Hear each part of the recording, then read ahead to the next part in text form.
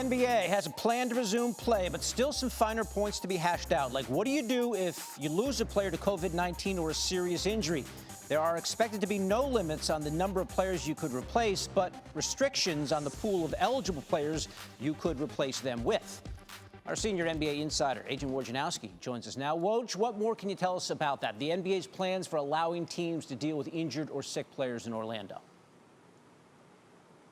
David, the league's going to have a few mechanisms here for teams to add players before they go to training camp in Orlando, something they'll call a transaction window for about a week at the end of this month, with available roster spots to sign players who are free agents, those who are in the G League. And then once play gets started, at least up until the playoffs start, if you have a player test positive for COVID or a serious injury, you'll be able to replace that player. But, you talk to teams about, in the event a player does test positive for COVID, it's going to be at least a 7-day quarantine for that player, perhaps even as many as 10 to 14.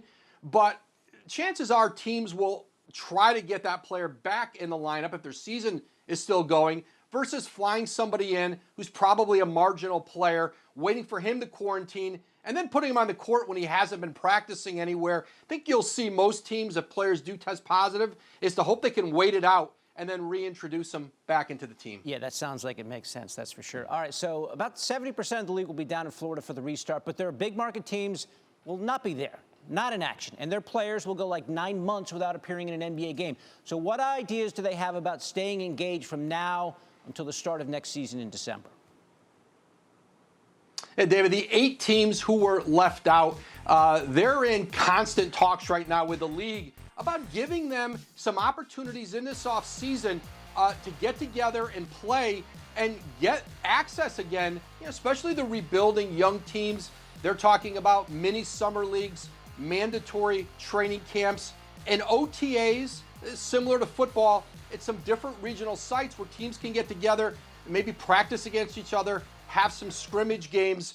That's got to be collectively bargained with the Players Association. So, you've got that conversation going on between the players and the league, and then the 8 teams really pushing on the NBA for them to be able to stay engaged with their teams and not feel like they're going to really fall behind from a competitive standpoint from between now and when the season restarts again, maybe as late as next December. Yeah, 8-9 months is a lot of rust to knock off. Some owners have said there's a competitive disadvantage here. We need to be out on the court and competing. Woj giving us the very latest on all that. And here's the latest odds to win the conference titles from Caesars. In the East, the Bucks are a heavy -230 favorite. That means winning a $10 bet on the Bucks will profit just $4.35.